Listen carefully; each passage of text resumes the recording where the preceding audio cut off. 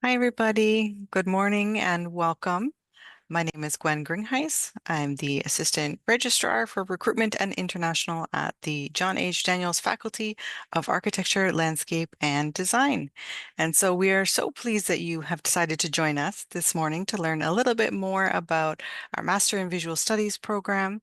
And I will turn it over very shortly to Professor Gareth Long to share more information with you. So one just quick housekeeping item. If you have any questions at all during the presentation, please use the Q&A button at the bottom of your screen and you can enter your question there. Once the presentation has finished, we will open it up for the question and answers, and we will answer all of your questions live. So without further ado, I am passing it over to you. Hi, everyone. Thanks for joining us. As Gwen mentioned, my name is Gareth Long. I'm a professor in the Visual Studies Department. I'm also the program director of the Visual Studies program. So I'm going to walk you through sort of what the ecology of visual studies looks like at both the studio art stream and the curatorial studies stream. I think one thing I'll start with, just with this first image that's up there, you can see that our degree is a Master of Visual Studies. I know many of you who are here are probably also looking at other MFA programs. Our degree is an equivalent degree. The Masters of Visual Studies is the same as an MFA. It's a pseudo-terminal degree. I say pseudo because these days there are more and more PhD programs in studio and curatorial practice popping up. But just in case there's any confusion there, it is an MVS, which is an equivalent to an MFA, and it is recognized as such. So I'll start getting into things now. So we have a really unique program here at the Daniels faculty in that we are a studio art and curatorial art practice program that is seated within a research institution. So we are at the University of Toronto, which is one of the world's leading research institutions. And so we're trying to address artistic practice and curatorial practice as a research practice and an exhibitionary practice. And thinking about the idea of artistic research, where the making and exhibiting of work is not just exhibiting something that is driven from research, but is also research in and of itself. So we're taking advantage of the fact that we're at this university that has such a strong research foundation. And so we have a series of interdisciplinary and scholarly scholarly courses, seminars, studio courses, and you're going to be taught and mentored by a number of field-leading faculty members. So these are artists and curators who have well-recognized international exhibition careers, curatorial careers, showing in museums and galleries all over the world. So in that regard, you're doing what is already called experiential learning, in that you're learning with artists. You are making your own work, driven by your own research interests. I'm not going to read the slides to you. I think you all know how to read, I hope, but we'll continue from here. And so, as I mentioned, the core courses that you'll be taking are going to focus on these four major things. It's the idea of art making and the display of art in exhibition contexts. So either making your work or working through your curatorial research that will manifest in an exhibition. But there's also intensive academic scholarship and artistic research. So you are also reading critical texts, you are engaged in seminar discussions with other artists, with other practitioners, with other faculty, and with visiting faculty and visiting artists. But you also do a fair amount of writing. And you can see here that we said critical writing and or artists writing. We understand and we recognize that artists often write in a different form than, let's say, the traditional academic field with peer-reviewed journals, etc. So artists writing is a possible format for you to express your research through, so that the writing itself can be a form of art, or the writing itself can be a parallel to the art and not just a didactic academic explanation of what you're doing. But writing is something that happens throughout our program. So you're writing as well as making. And then, of course, we are focusing on the public presentation, discourse, and dialogue around your own artwork and art made by other artists. So it's not just about presenting the work, but also engaging in the contemporary discourse around artistic production and exhibitionary production.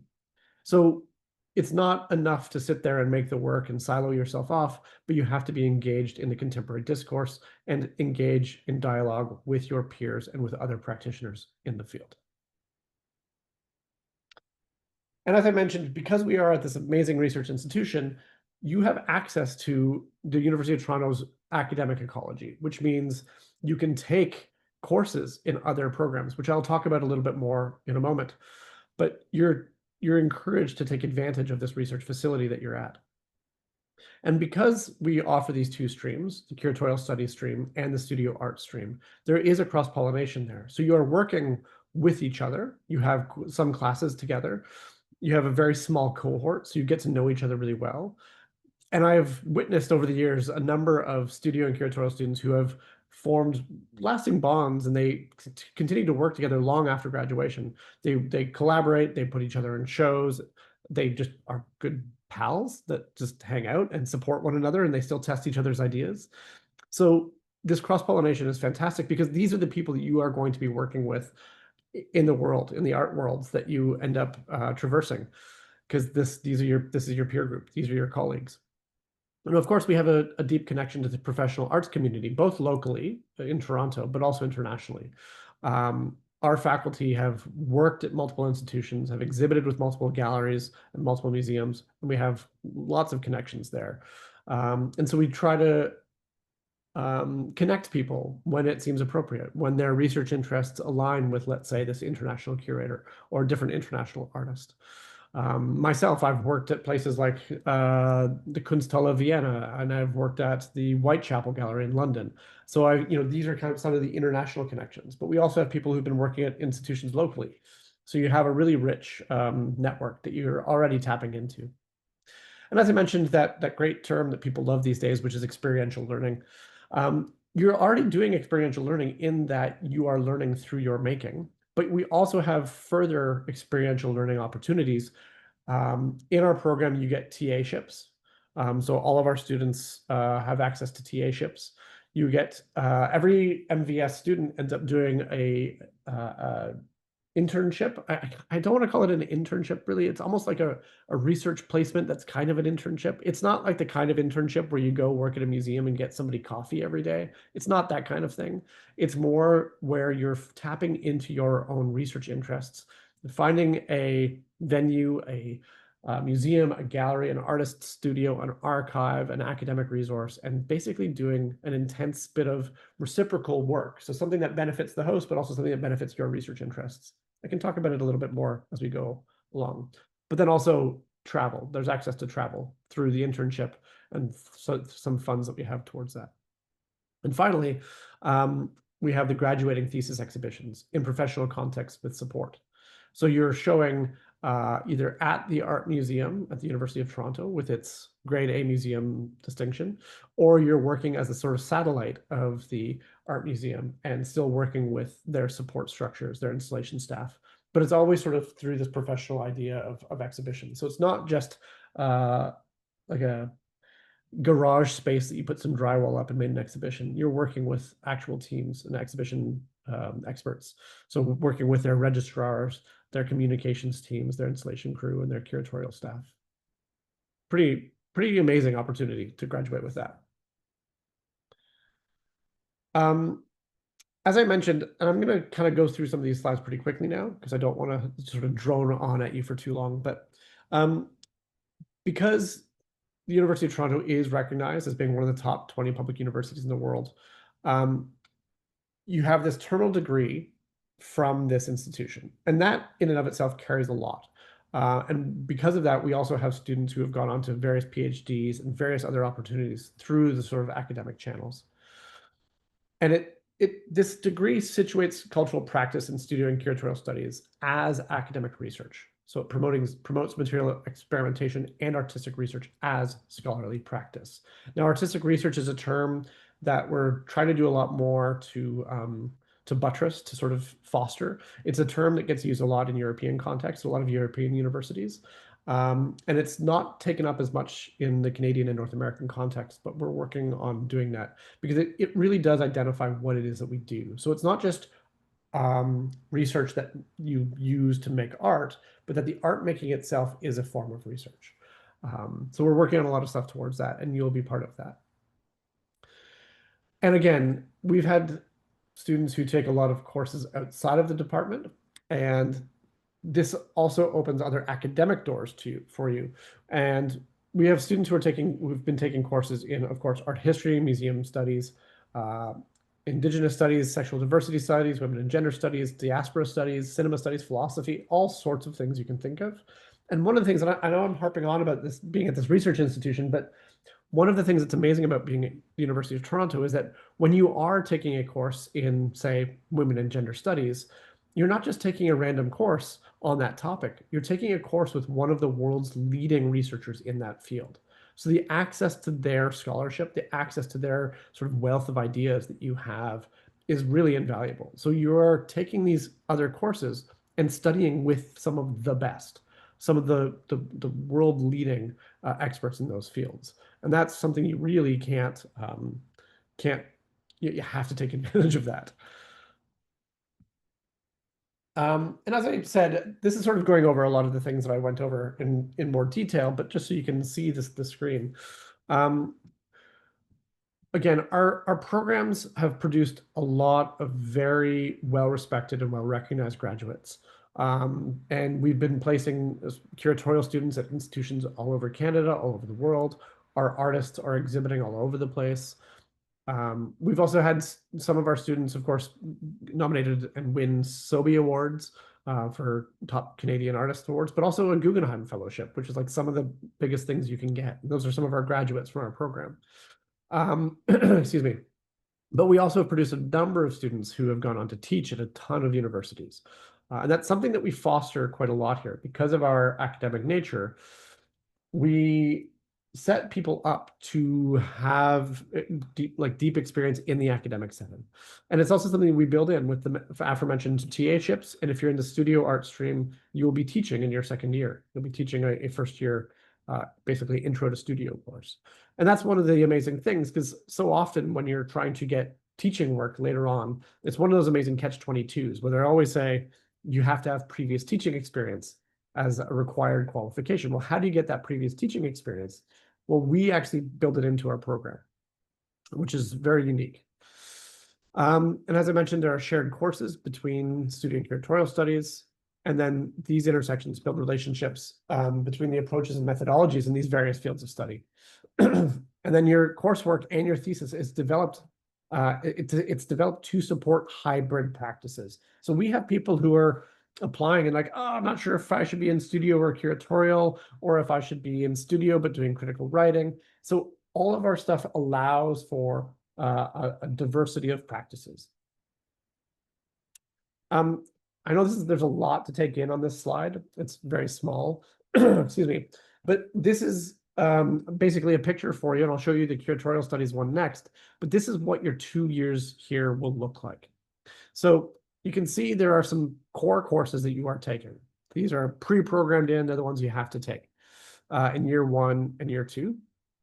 The things that I will highlight though, is that you can see in the first, second, and third semester, there's space for an elective. So you have to complete 3 electives to finish your degree. And those electives are courses outside of the Daniels Visual Studies department. So this could be an architecture course. This could be a women and gender studies course. Excuse me. This could be a cinema studies course, anything you want. But all we want you to do is make sure you're taking something that's going to influence your practice. So whatever you're researching in this other course ends up filtering into your studio practice. So if you're taking a cinema studies course or a biochemistry course, take that research and bring it to the studio. Take that research and take it to your curatorial research.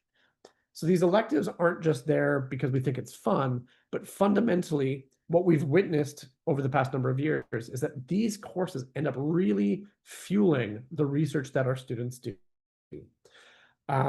In your second year, you will have an advisory panel, which we don't even need to worry about that yet, but you'll have an advisory panel. But often we find that students end up asking somebody, a professor from their electives, to sit on the panel and give advice based on the research that they've already sort of been generating that was fostered by these courses. So these electives aren't just, they're not just add-ons, but they are really core fundamental parts of how we see an interdisciplinary art program working. The other thing you'll see is that in both years, there's a course called the MVS Pro Seminar that you do get credit for each year. It's basically a visiting artist lecture series. I'm programming it this year, and we have a series of international and local guest artists, curators, scholars, thinkers, researchers who come in and speak about their practice, speak about their work, but then also meet with the students in studio visits, master classes, or workshops. So for example, this year we have the famous British artist Liam Gillick coming. We have the new director of the Van Abbe Museum in the Netherlands, Stephanie Ayers, coming. We have Juana Barrios, a curator based in New York, who is running the Calder Foundation. Who else do we have? Alison Glenn will be coming. She is the curator of the Toronto Biennial, this for 2026. The New York-based artist Lucy Raven, the Paris and New York-based artist and filmmaker Alexander Singh. So we have a whole bunch of amazing people, and there's a list. You can see all the fantastic people we've had coming in the past, and this is our way of allowing these international networks to have access to your practice and vice versa. You have access to these international networks and practices. You can also see the summer semester. That's that internship that I was talking about before, the internship that I don't like calling an internship, the internship that's more like a research placement, that you do independently on your own over the summer. And we don't have places lined up for you. You find a place based on your research interests. And of course, we will help, and we will help sort of smooth out connections as needed, put you in touch with people that we know. But if you're somebody who's researching, very specific archives, you need to go find those archives and reach out to them. So this is something that is completely catered and bespoke to your own interests, your own practices, and your own research paths. And then you can see the last semester of year 2. I'm just doing some highlights here. The last semester of year 2 is the MVS project, and for curatorial, it's called the curatorial exhibition. This is your exhibition. This is your thesis work. This is where you are producing an exhibition and finishing up a body of work that you've been working on. And so we encourage folks to take fewer courses in your last semester so you can really just focus on that aspect of your practice. You can see the curatorial studies one is similar, a little bit different, but fairly similar. So yeah, curatorial studies exhibition is the big course at the end. Curatorial students are also doing the internship. Curatorial students are also doing the electives. I will say there's a little bit of flexibility with where those electives happen. You don't have to take them exactly as planned out there. Occasionally, people do take an elective in their final semester. Again, we just don't encourage it because it often takes away from you being able to finish your exhibition. And especially because so much of what you're studying in those electives will be fueling the exhibition. Wouldn't it be a shame if like the perfect text is this thing that you read in like the last couple weeks of a semester, at the end of your semester, but it's too late now to add that work to your exhibition. So this is one of the reasons why we like encouraging people to do the electives in the first 3 semesters, but there is some flexibility there. But again, this is very similar to the studio art program, but a few different courses and a few different details. As I mentioned, yes, we do have this connection to professional arts communities. We've had people working at all sorts of institutions, both locally and internationally. And with that in mind, I'm going to go quickly through who some of our faculty are, so you know who you might be studying with. I won't go too deeply into their practices because I want to make sure there's enough time for you to ask questions and follow up, because I know I am saying a lot and I'm saying a lot quickly. So again, as I mentioned previously, we have a wide range of faculty who are doing all sorts of things: curatorial, artists, installation artists, filmmakers. So I'm going to go through them quickly, but it's a really rich ecology of the faculty. So we have Assistant Professor Katie Lyle, who's primarily a painter, but as you can see here, even the way that she is painting has a bit of a installation-based practice. We have Barbara Fisher, who is the director of the Art Museum, who's also on our faculty. She's an associate professor. So she does a lot of work, obviously, in the curatorial studies department stream. And this is, you can see here, she previously curated Canada's entry at the Venice Biennale a number of years ago. She's also worked on countless exhibitions with a number of international and local artists for years and years. So there's a wealth of experience there. Associate Professor Charles Stankiewicz. So Charles Stankiewicz is one of those artists that we would these days deem a research-based artist. Does a lot of work around the intersections of surveillance, military practices, deep ecology. Some of the stuff is about here, you're looking at floating asteroids and sort of meteors that help start the beginnings of life on Earth. So it's a very scholarly practice. He also does a lot of writing, is one of the co-editors of After All, the journal that I'll show you about later. You can see, and this is an exhibition in Brussels. This is me, Gareth Wong. You can see a couple different exhibitions here. One is a immersive archival cinema installation done as a sort of conceptual gesture. There's another one that's a series of desks and prints. So some of these are in Houston, Vienna, and Alberta. Jean-Paul Kelly, an assistant professor in the teaching stream. Again, he does a lot of work with both drawing, but also filmmaking. I know he's finishing up a big film project right now. So it's this combination of moving image work, but also a very deep drawing practice. Karen Craven, who is much more of a sort of installation and sculpture-based artist. A lot of really deep dedication to material and material histories. Understanding that materials in and of themselves have meaning. Excuse me, Louis Jacob, who is an artist and curator, who's been involved in things like Documenta 12 and done a lot of public art as well. Does a lot of work around the history of art in Toronto. So he's, again, someone who sits, just like myself, sits somewhere between artist and curator, or has worked as both in both capacities. Dr. Mitchell Akiyama is an assistant professor. Does a lot of work with sound. Actually, I have to admit, it's hard to find some good images for Mitch's work because so much of what he does is sound-based work.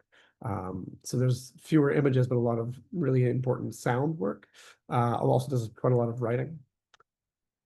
Morris Lum, who is a photographer, does a lot of work about different various Chinatowns around the world. Just has an amazing new book came out around this. It's just featured on CNN. It's really in-depth practice that's very focused. Sue Lloyd, who is an associate professor. So Sue's work goes anywhere from a really well-crafted photography background, but also a lot of drawing, a lot of sort of that making as thinking practice, which is really fantastic. The curator, Sarah Rubio Sheridan, is assistant professor. So she is a curator who's worked at a number of institutions in Toronto, like Mercer Union, the power plant, the art museum. She's done a lot of things in the community. She's a very dedicated curator. Dr. Zach Blass, who is an American artist who's in the UK for a number of years. He does a lot of work about surveillance, about I mean, these days they make a lot of work about Silicon Valley, about a bunch of sort of cult-like practices that are happening through Silicon Valley. A deep dedication to advanced technologies and what we would call like a new media practice. A lot of really interesting works about digital surveillance, about opacity, about biopolitics. Now, this is some of our cross-appointed faculty. One of the things that's amazing about the Visual Studies Department is that even though we're based at St. George, the downtown campus, we have cross-appointed faculty from both University of Toronto Scarborough and University of Toronto Mississauga. So Maria Hupfeld, who is an Indigenous artist, who does a lot of work in sculpture and performance. So she's at UTM, but she's cross-appointed and participates in the Masters of Visual Studies. So she is somebody who you'll be interacting with, you can be learning with, could be an advisor, etc. Will Kwan is an artist at UTSC, does a lot of work about economies and geographies, and really great, really focused artist as well. We have Emmanuel Osahor, cross-appointed faculty from UTSC, who is a painter dealing with the politics of beauty, the politics of gardens, especially as they relate to Black folk and Black knowledge. Just had a major exhibition at the Power Plant that just closed. Artist Patrick Cruz, much more of a maximalist artist, also does a lot of collaborative works, a lot of sort of curatorial works, bringing a lot of people into his exhibitions, bringing a lot of stuff into his exhibitions. Really, it's there's a lot to take in, and it's all sneakily very, very, very smart. Marla Hladi, who is also at UTSC, does a lot of work with sculpture and sound, a lot of installation work there, often works also in collaboration. Sanaz Mazanani, who is sort of a photo-based artist, but like photo as it ends up interfacing with sculpture often. Here's a public artwork of hers. So you can see the kind of faculty that we have here. There's quite a lot of interesting folks doing all sorts of things. So no matter what your practice is, I'm sure we will find places that we can connect you with specific faculty that can really speak to your practices.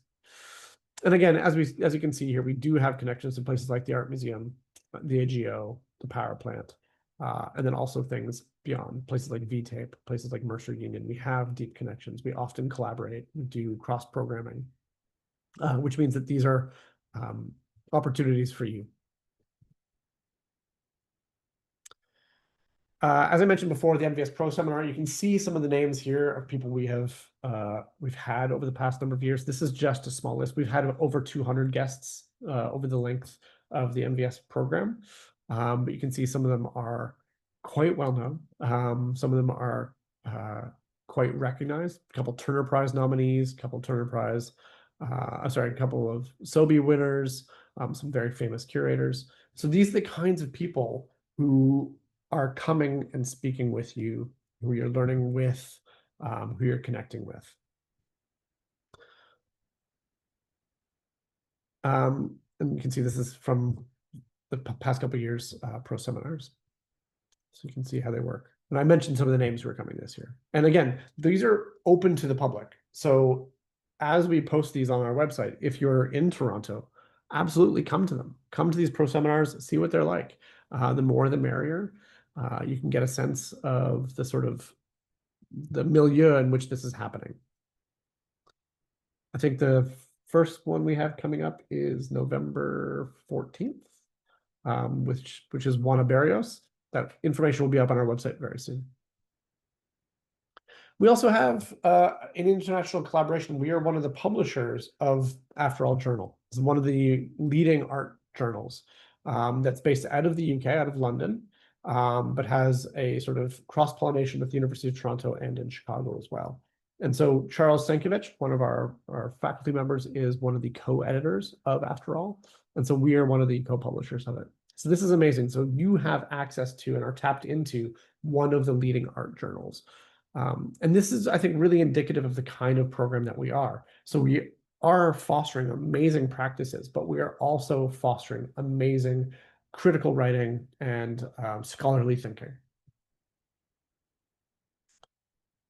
And as I mentioned before, you have teaching, internships, and travel. So all students, both curatorial studies and studio studies, will be doing TAing of various courses. So you get that experience right away. We will help you with these internships that I talked about. And we do have funding for some of these things to either go, if you're in the curatorial stream, to go to some international biennials, or to help you get to your internship. We had a lot of our students do international internships rather than just do them down the street. Why not take advantage of some funding and some opportunity and travel? 2 years ago, we had one student in China, another in London, another last year in Brazil, another one in London this year, lots in Berlin. So people take advantage and they do research in the field and they travel. There's some funding that. And then we also have some other funding in spots as well too for this. And again, getting back to the final exhibition, you will be doing your exhibitions in either the art museum or an art museum satellite. This year, the studio art graduating exhibition will be in the One Spadina Crescent Gallery, the Architecture and Design Gallery, which is an amazing space that we're really excited to actually have a show of this caliber in there. But it's still going to be happening through the art museum. So it's going to be an art museum project. We're going to be using all of their communications, all of their crew, all of their expertise. So you still get an exhibition byline on your CV that says Art Museum, just a satellite of the Art Museum. So it's a really exciting opportunity. But you also have the opportunity to go offsite if you want. People have done that in the past. Some people have looked at exhibitions in much different forms and formats. Some people have done a publication as exhibition. Some people have done public art as their exhibition. So you're not married to the institutional frameworks that we're offering. Again, it all depends on your research and your practice, what you want to do.